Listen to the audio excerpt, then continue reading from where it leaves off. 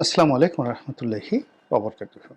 সম্মানিত দর্শক, আওয়ামী লীগ রাজনীতির ভবিষ্যৎ কি এবং আওয়ামী লীগের যে বর্তমান নেতৃত্ব রয়েছেন সেই নেতৃত্বের পরিবর্তে যে একটা বিশুদ্ধ নেতৃত্বের কথা বলা হচ্ছে, সেই নেতৃত্বের বিকল্প নামগুলো কি কি হতে পারে? ইতিমধ্যে আমরা বিভিন্ন ব্যক্তির নাম শুনেছি। কেউ পরশের নাম বলছেন, শেখ পরশ, কেউ তাপসের নাম বলছেন, কেউ শিরিন শারমিন চৌধুরীর নাম বলার চেষ্টা করেছেন, অনেকে জনাব সাবের হোসেন চৌধুরীর নাম বলার চেষ্টা করেছেন। এর বাইরে নারায়ণগঞ্জের সেলিনা হায়াত আইভি অথবা সাবেক রাষ্ট্রপতি আব্দুল হামিদ চৌধুরী, ওনাদের নামও বলার চেষ্টা করেছেন। আওয়ামী লীগের অভ্যন্তরে যারা বসবাস করছেন শীর্ষ পর্যায়ে, তারা খুব ভালো করে জানেন যে এই বিষয়গুলো একেবারে বোগাস, এটি সম্ভব নয়। এখনো পর্যন্ত পুরো দলের উপরে, নেতাকর্মীদের উপরে যে নিয়ন্ত্রণ বা যে ম্যাগনেটিক পাওয়ার, এটি শতভাগ শেখ হাসিনার হাতে। তার বাইরে বা তার হুকুমের বাইরে, তার ইচ্ছার বাইরে অথবা তার নামের বাইরে এখনো পর্যন্ত অন্য একটি বিকল্প নাম উচ্চারণ করার সময় আসেনি, সে সাহসও কারো নেই। আর আওয়ামী লীগের নেতাকর্মীরা সেই জিনিসটি কোনো অবস্থাতেই মেনে নেবে না। এই গেল একটা বিষয়। ২ নম্বর বিষয় হলো যে এখানে সামনের যে নেতৃত্ব, সেই নেতৃত্বে শেখ পরিবার কোন পর্যায়ে থাকতে পারেন বা কি হতে পারেন। এখানকার রূঢ় বাস্তবতা হলো শেখ হাসিনা, শেখ রেহানা, জয়, পুতুল, মূলত এই ৪ জনের বাইরে শেখ পরিবারের অন্য কারোর নাম সম্মুখ সারিতে ওইভাবে আসবে না। দ্বিতীয়ত, যে এই পরিবারের মধ্যে, পুরো শেখ পরিবারের মধ্যে যদি পলিটিক্যাল জিনিয়াসনেস কারো থেকে থাকে, সেটা ছিল শেখ ফজলুল হক মনির। তো তার উত্তরসূরি হিসেবে এখন শেখ সেলিম আছেন। কেবলমাত্র যিনি এলাকাতে জনপ্রিয় এবং তার সেই রাজনৈতিক প্রজ্ঞা রয়েছে, ব্যক্তিত্ব রয়েছে, কিন্তু সমস্যা হলো তিনি এতটা বয়স হয়ে পড়েছেন এবং তার শরীর ভালো নয় এবং শেখ হাসিনার সঙ্গে তার সম্পর্ক ভালো নয়। শেখ হাসিনা তার নেতৃত্বের বিকল্প হিসেবে তিনি কোনো অবস্থাতেই শেখ সেলিম এই পরিবারকে তিনি পছন্দ করবেন না। যারা অভ্যন্তরীণভাবে জানেন এই বিষয়টি, শেখ পরিবারের অভ্যন্তরীণ সম্পর্ক, তারা খুব ভালো করে জানেন যে এটার কতটা নিষ্ঠুরতা এবং সত্যতা এবং বাস্তবতা রয়েছে। এরপরে যিনি আছেন, যাদের মধ্যে সবচেয়ে যোগ্যতা সম্পন্ন পলিটিক্যাল, যাকে বলা হয় অ্যাকসেপ্টেবিলিটি এবং যোগ্যতা, যাকে বলা হয় কোয়ালিটি, সেটা হলো আবুল হাসনাত আবদুল্লাহ। তার শরীর ভালো আছে, স্বাস্থ্য ভালো আছে এবং ঠিক তার মধ্যেও ম্যাগনেটিক পাওয়ার রয়েছে, even better than Sheikh Selim. এবং আরও ব্যাপার হলো যে শেখ পরিবারের ভেতরে, শেখ পরিবারের ভেতরে শেখ হাসিনা, শেখ রেহানা, এই দুইজন ব্যতিরেকে বাকি সবার সঙ্গে মোরাললেস একটা ভালো যোগাযোগ রয়েছে আবুল হাসনাত আবদুল্লাহ সাহেবের। কিন্তু অবাকের ব্যাপার হলো তার সাথেও কিন্তু ব্যক্তিগতভাবে শেখ হাসিনা বা শেখ রেহানার যে সম্পর্কটা, এটা ভালো নয়। ফলে তাকে কেন্দ্র করে নেতৃত্ব আগামী দিনে আবর্তিত হবে না। এরপর যদি আপনি শেখ হেলালের কথা চিন্তা করেন, তিনি, তার ভাই যারা আছেন, তারা শেখ হাসিনার স্নেহভাজন, কিন্তু দলকে নেতৃত্ব দেওয়ার মতো তিনি বা নূরে আলম চৌধুরী ওরফে লিটন চৌধুরী বা নিক্সন চৌধুরী মূলত ওই পর্যায়ের দলকে নেতৃত্ব দেওয়ার মতো অবস্থায় তাদেরকে গড়ে তোলা হয়নি বা তারা নিজেরাও ঠিক ওই পর্যায়ে গড়ে ওঠেননি। এর মধ্যে লিটন চৌধুরীর সঙ্গে মোটামুটি ব্যক্তিগতভাবে শেখ হাসিনার একটা ভালো সম্পর্ক রয়েছে, কিন্তু আওয়ামী লীগের মতো একটা বৃহত্তম দল এটিকে নিয়ন্ত্রণ করা, নেতৃত্ব দেওয়া, এই অবস্থায় আমার কাছে ব্যক্তিগতভাবে মনে হচ্ছে না যে লিটন চৌধুরী এই ঝুঁকির মধ্যে যাবেন।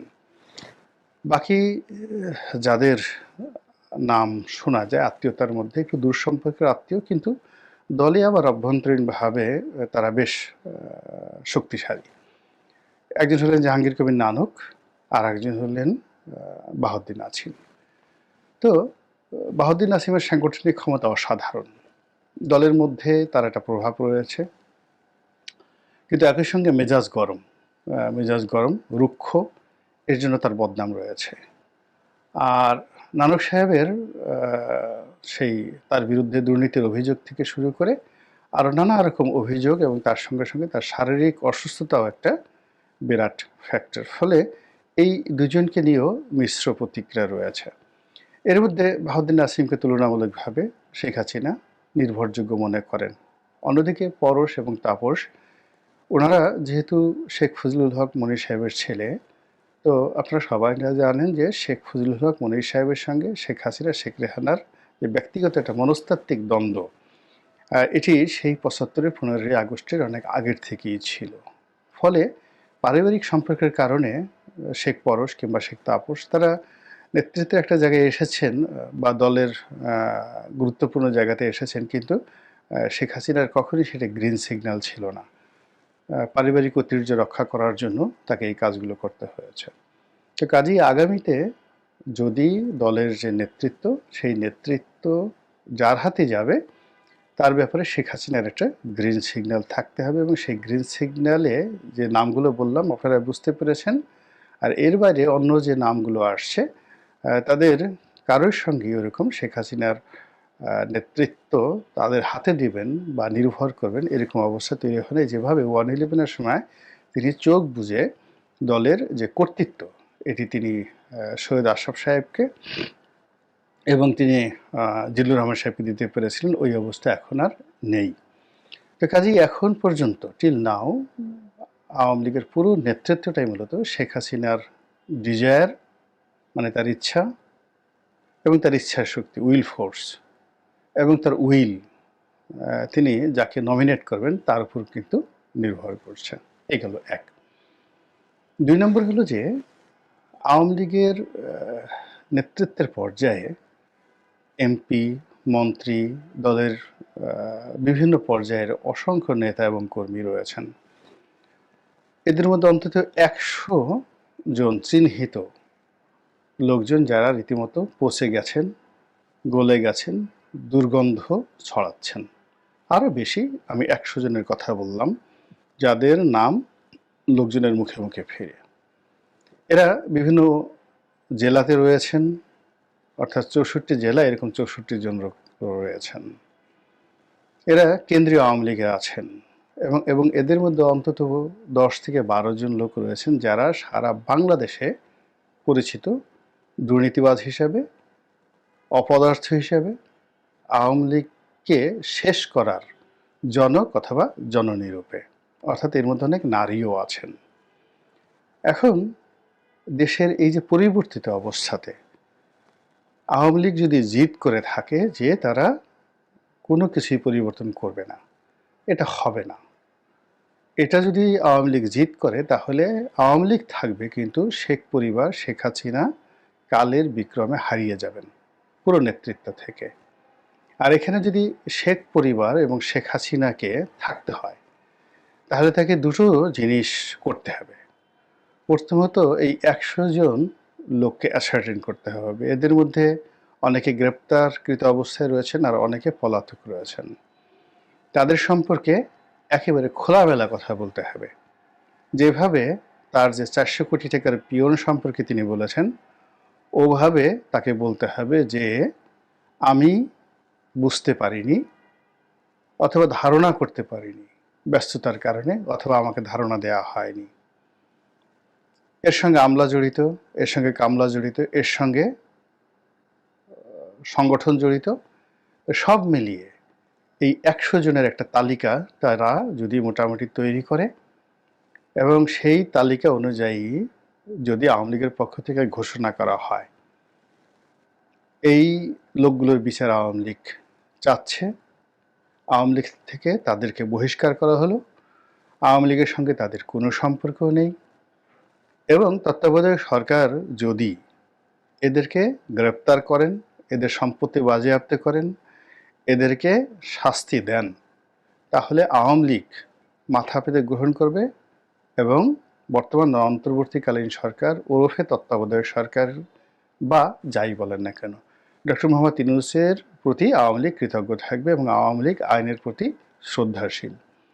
এবং একই সঙ্গে যদি আওয়ামী লীগ কথাও বলে যে আমরা আমাদের দলের এই আত্মশুদ্ধিমূলক অভিযানের অংশ হিসেবে তাদেরকে দল থেকে বহিষ্কার করলাম, তাদের বিচার দাবি করলাম, এবং জনগণ যদি বলেন বা জনগণের পালস অনুভব করে আওয়ামী লীগের মধ্যে আরও যারা স্থানীয় পর্যায়ে দুর্নীতিবাজ রয়েছে পর্যায়ক্রমে তাদের বিরুদ্ধে সাংগঠনিক ব্যবস্থা গ্রহণ করা হবে, এবং আমরা সময় এবং সুযোগ বুঝে আওয়ামী লীগের একটা নতুন নেতৃত্ব জাতিকে উপহার দেওয়ার জন্য কাজ করছি।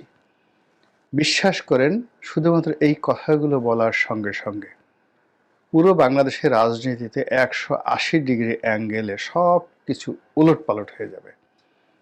আর যদি এই কথাগুলো বলা না হয়, এখনো যদি মনে করা হয় যে না, তাদের জন্য ওই যে একজন নজরুল ইসলাম মজুমদার খুব ভালো মানুষ ছিলেন, তিনি নিয়মিত ব্যাংকারদেরকে কালেকশন করে তারপরে তাকে চাঁদা পৌঁছায় দিতেন, যদি মনে করা হয় ওই যে আনিসুল হক তিনি, তারপরে তার বান্ধবী, তার বন্ধু, ওই যে সালমান এফ রহমান তিনি, তার বান্ধবী, তার বন্ধু, এরকম জাস্ট আরও অনেক সাংবাদিকদের মধ্যে আছে, ব্যবসায়ীদের মধ্যে আছে, তারপরে ধরুন আমলাদের মধ্যে আছে, কামলাদের মধ্যে আছে, যারা রীতিমতো রীতিমতো আওয়ামী লীগকে একের পর এক বিক্রয় করেছে, আওয়ামী লীগ একের পর এক জবাই করেছে, আওয়ামী লীগের নেতাকর্মীদের জীবনকে আজকে দুর্বিষহ করে দিয়েছে।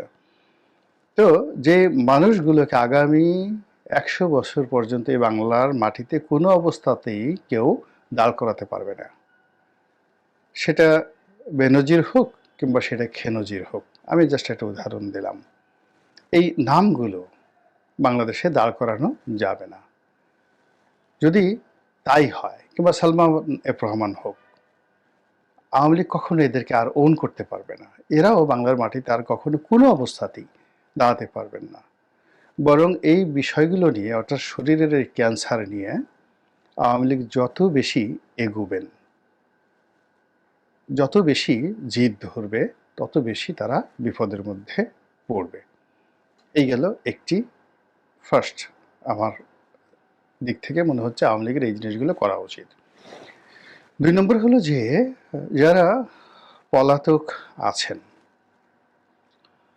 এই পলাতক লোকদের মধ্যে যারা বাংলাদেশ থেকে চলে গেছেন, কিন্তু যাদের বিরুদ্ধে দুর্নীতির অভিযোগ আছে, যাদের বিরুদ্ধে বিরক্তি আছে, যাদের কোনো পলিটিক্যাল মোটিভেশন নেই, তাদেরকে যে কোনো মূল্যে আওয়ামী লীগের উচিত নিষিদ্ধ করা, তারা যেন কোনো অবস্থাতে কোনো অডিও ভিডিও ফুটেজ না দেয়। আওয়ামী লীগের পক্ষে বাংলাদেশের মধ্যে যদি তাদের কেউ না থাকে কথা বলার জন্য, তাহলে চুপ থাকাটাই উত্তম। শেখ হাসিনা যেটা বলছেন দলের প্রধান হিসেবে, এটা মোরাললেস আলোচনায় থাকবে। কিন্তু যদি মোহাম্মদ আরাফাত কোনো কথা বলেন, তার যত যুক্তিযুক্ত হোক না কেন এবং যত সুন্দর শোনাক না কেন, এটি আওয়ামী লীগকে ক্ষতি করবে, এটা বুঝতে হবে। জয়ের কথা বা পুতুলের কথা যেভাবে আওয়ামী লীগের নেতাকর্মীরা গ্রহণ করবে, এখন এটা যদি দেখা গেল যে আওয়ামী লীগের অন্য কোনো লোক যার কোনো ইমেজ নেই, তিনি যদি কথা বলেন, বাহাউদ্দিন নাসিম সাহেব যদি একটা কথা বলেন, জাহাঙ্গীর কবির নানক সাহেব যদি একটা কথা বলেন, এমনি তারা কিন্তু কথক হিসাবে, নেতা হিসাবে বড়, কিন্তু কথক হিসাবে আগেও জনপ্রিয় ছিলেন না, আর এখন তো একেবারেই অজনপ্রিয়। তারপর নিরাপদ দূরত্বে গিয়ে তারা যেখানে আছেন, কথা বলার মতো মুখ, ভয়েস তাদের নেই, ফলে দে শুড নট টক। এটা তাদের প্রথম দায়িত্ব এবং কর্তব্য। আওয়ামী লীগ যদি আগামী 6 মাসে কোনো কথা না বলে, কোনো নেতা, আওয়ামী লীগের সম্মান বাড়বে, কিন্তু কোনো অবস্থাতে সম্মান কমবে না। আমি অনেক আগে একটা ভিডিওতে বলেছিলাম যে আমাদের দেশে কিছু কিছু রাজনৈতিক দল রয়েছে যারা নিজেদেরকে খুব ইজ্জতদার ভাবে, তাদেরকে যদি কেয়ামত পর্যন্ত জুতো পিটা করা হয় তবুও তারা মনে করে তাদের ইজ্জত যায়নি বা তাদের ইজ্জত এত ঠুনকো নয়, জাহান্নামে নিক্ষেপ না করা পর্যন্ত তাদের ইজ্জত যাবে না। তো এখন এই কথাগুলো আমি তখন কাকে বলেছিলাম এটা কেউ আমি জানি না, কিন্তু জামাত বা বিএনপির যারা তখন সোশ্যাল অ্যাক্টিভিস্ট ছিলেন তারা এটাকে, আমি তখন আওয়ামী লীগের এমপি, এটাকে তারা মার্কেটিং করেছে যে আওয়ামী লীগের সংসদ সদস্য আওয়ামী লীগের দিকে আঙ্গুল তুলে বললেন যে আওয়ামী লীগের ইজ্জত এত বেশি যে কিয়ামত পর্যন্ত জুতো পিটা করলেও তাদের ইজ্জত নষ্ট হবে না। কিন্তু এই কথাটা আমি বলার চেষ্টা করেছি সকল রাজনৈতিক ব্যক্তিত্বকে। এই যে রাজনীতিবিদদের আত্মমর্যাদাহীনতা কিংবা তাদের সম্মানবোধ না থাকা এবং আত্মসচেতনতা না থাকার কারণে অরাজনৈতিক শক্তি বারবার আমাদের দেশে ক্ষমতায় আসছে এবং রাজনীতিবিদদের মাথার উপর কাঁঠাল ভাঙছে। আমি যখন জুলাই মাসের শেষের দিকে কিছু কথা বলেছি, আগস্ট মাস 2024 সনের 5 তারিখ 6 তারিখে ভিডিওগুলো করেছি, 7 তারিখ 8 তারিখে আজকের যে পরিণতিগুলো রিয়েলি যেটা দাঁড়িয়েছে এটা 7-8 তারিখ থেকে কিন্তু আমি বলার চেষ্টা করেছি। এবং আমি তখন বলেছি যে একটা সময় আসবে যখন বিএনপি, আওয়ামী লীগ থেকে শুরু করে জামাত, অন্যান্য সমস্ত রাজনৈতিক দলগুলো একত্রে গলাগলি করে কান্নাকাটি করবে এবং অরাজনৈতিক শক্তি থেকে বাঁচার জন্য আবার সেই এরশাদ বিরোধী আন্দোলনের মতো তাদেরকে রাজপথে নামতে হবে। এখন এই কথা বলার কারণে জামাতের অনেক লোক বিক্ষুব্ধ হয়েছেন, আমার প্রতি কষ্ট পেয়েছেন যে একেবারে এত বড় একটা বিপ্লবের পরে এই লোক এসব কি বলছে, তো আওয়ামী লীগের প্রেতাত্মা। বিএনপির অনেক লোক যে আমরা কাকে এই দলে মনোনয়ন দিয়েছি, একে, এ তো সব জায়গায় শুধু বিদ্রোহ করে, সব জায়গাতে শুধু সে গন্ডগোল লাগিয়ে দেয়। এত বড় একটা বিপ্লব যেখানে 100% বিএনপি আজকেই ক্ষমতা এসে যাবে, সব কিছু বিএনপির নিয়ন্ত্রণে, সেখানে সেই লোক বলছে যে আগামীতে এরকম অরাজনৈতিক শক্তি মানে ঐক্যবদ্ধ হবে যে রাজনৈতিক দলগুলো সিঙ্গেলি তারা সেই শক্তিকে মোকাবেলা করতে পারবে না। তো আজকের এই দিনে আমি যে বক্তব্য আওয়ামী লীগকে দিলাম এটা মূলত দেশের যে বিরাজনীতিকরণের একটা প্রক্রিয়া চলছে, সেই প্রক্রিয়ার মধ্যে বিএনপিকেও কাজ করতে হবে, জামাতকেও কাজ করতে হবে এবং at the same time Awami লীগকে এগিয়ে আসতে হবে এবং কাজ করতে হবে। অনেকে আওয়ামী লীগকে নিষিদ্ধ করার কথা বলছেন। হ্যাঁ, নিষিদ্ধ হতে পারে, আপনারা যদি পারেন, সরকার যদি পারে তো খুবই ভালো। কিন্তু আওয়ামী লীগকে ঠিক কাগজে কলমে নিষিদ্ধ করা যতটা সহজ, কিন্তু বাস্তবে সেই নিষিদ্ধটা যদি কার্যকর করতে হয় সেটা রাজনীতি দিয়ে, নীতি দিয়ে, আদর্শ দিয়ে দীর্ঘ সময় নিয়ে করতে হবে এবং এরকম একটা প্রক্রিয়া চালানোর জন্য কম করে হলে 20 থেকে 25 বছর সময় দরকার আওয়ামী লীগের নামটি মুছে ফেলার জন্য। এর আগ পর্যন্ত যদি এলোমেলো কাজ করা হয় আওয়ামী লীগ আরও শক্তিশালী হবে এবং আওয়ামী লীগের যারা প্রতিপক্ষ তাদের জন্য ভয়ঙ্কর হয়ে পড়বে।